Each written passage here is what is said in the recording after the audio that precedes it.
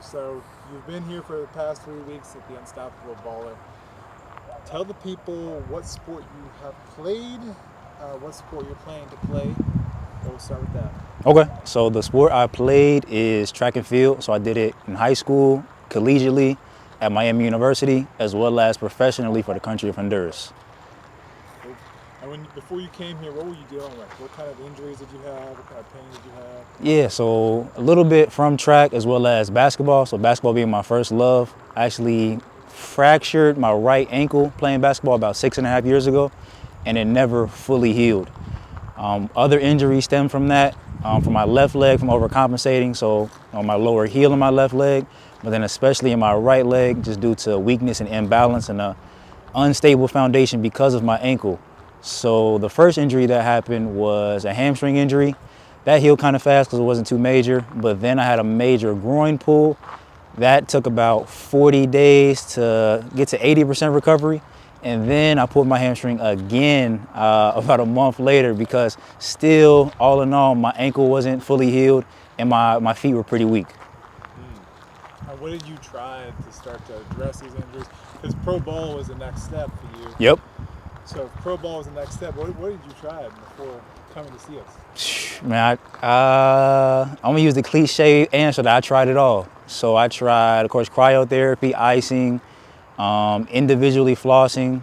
I've tried chiropractic visits, muscle activation therapy, acupuncture, and different exercises you find on YouTube. Like, you name it, I've probably tried it and done it. But they really didn't work in reducing the size of my ankle because there was so much built up scar tissue in it. Or really get it strong in all ranges of motion as well as all directions. So coming to Austin, Texas, you started off at the intensive.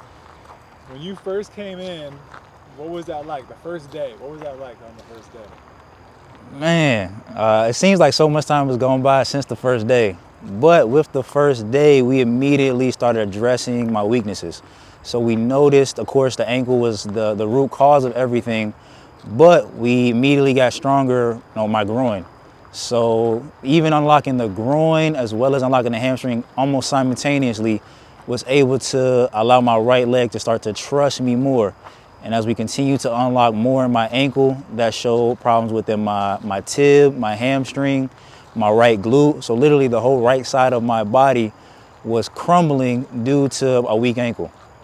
And what was it like testing your body on the basketball court after some of these intensive days? Oh, it was absolutely fantastic. I mentioned earlier that I did track and now transitioning into professional basketball. But I already knew that with that transition, I had to be as healthy as possible, and that meant to get my ankle back to 100%. So as we transitioned to the basketball courts after intensive days in Unstoppable Baller, I just felt amazing, was able to trust my body on both sides. So before coming to Unstoppable Baller, I could only rely on really my left leg and kind of push off my right toes, but left leg dominant. So if I was going to go for a dunk, it would be off my left leg, layup, driving to the basket, left leg. But after those intensive days and going to the court, I'm able to shift from side to side, backwards, forward, it doesn't matter, as well as really trust my right leg in any type of movement. You had some restriction in your ankle, you had some pain in the shoulder ranges, Yeah. groin weaknesses. How have all those things changed since from day one to now, 3 weeks past? Yeah, literally, man, very, very, very minimal limit when it comes to range of motion or pain in my right ankle and right side in general. So by opening things up, it showed even more the areas that strength is now able to show, but then also the differences between my left and right. So as I continue to strengthen my right, it just makes everything seem so much easier and my body's able to be free. Awesome, man. And how would you say, what would you give it to do now in the basketball court, given the fact your right side's freeing up? What options does it give you on the court? Yeah, the options are to literally do anything I put my mind to, and everything's connected. So that's also a lifestyle, mindset. So when we talk about the basketball court, I'm able to go right, left, backwards, forwards, dunk off my right leg, dunk off my left leg. If I wanted to jump off 2 legs, I would go right, left, as well as left, right, crossing over to both ways, playing defense effortlessly, getting as low as I wanted to. So literally like being a puppet master, if you will, with my body on the court. That's dope, man. So even you trying right left on the basketball court recently, what was that like, man? What was going through your head? I saw you smile, I saw you laughing. What was going through your head going right left? Yeah, that was absolutely amazing. So usually when I jump off 2 feet, it would be left, right, just because I was much more comfortable with my left leg and use that first to give me that initial power boost. But now being able to trust my body and able to do a right left plant instead, it opened up a lot within my right glute and showed my body that I can trust it. But just being super excited on able to go off both plants and know that that's a literal factor in being injury and bulletproof. We look at former professional athletes, we can see how they usually rely on one type of plant. So whether it be left, right, for example, the moment they try to go right, left, they get hurt. Whether that's ankle injury, a knee injury, hamstring, you name it, it's because their body's not used to it or it lacks the strength to handle that kind of plant. And with some of the movements we've done recently, after we've opened you up, all of that, how would you describe the movements to people? How would you describe the training to people? I would describe it as unorthodox, but absolutely necessary, because as we can obviously see, and you don't even have to look that hard, by doing traditional methods of training, it just leads to more injuries. So you might look good, you might feel good for a short moment in time, but eventually those injuries do pop up.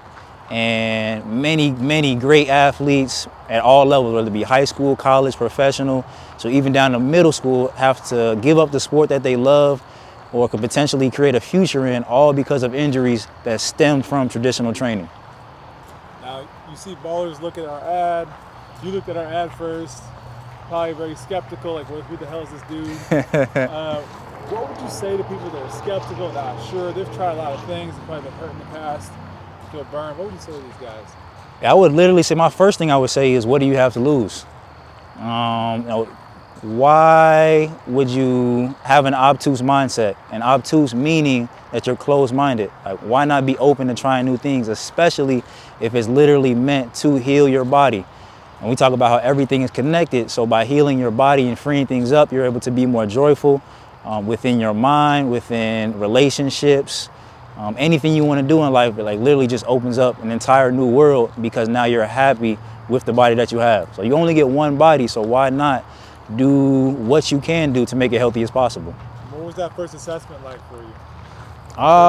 It was literally some things shown. So I had a literal kind of like, let's say, muscle spasm down on my left foot because certain muscles were shut off. It also showed me how the body truly is connected. So an analogy my father used one time is when you stub your pinky toe, it might hurt your shoulder. Like, your mind is going to feel it. So when I say the body is connected, it couldn't be more true. So when we were pushing through my foot, I was able to feel my obliques, my lats, my core, and know that they are supposed to work together and up the chain. So now I know that arches need to be on, tips need to be on, VMO, man, then we got glutes, hams, core, obliques, shoulders, but obviously your mind as well. If your friend's just like, yo, Kenny, what was Austin like? What were the top 3 things you would tell him? Man, the top 3 things I would tell them: super cool city as far as amazing food, amazing people, as well as amazing views. We got Sumer, Joel, and Nick here that's gonna treat you like family while getting your body right.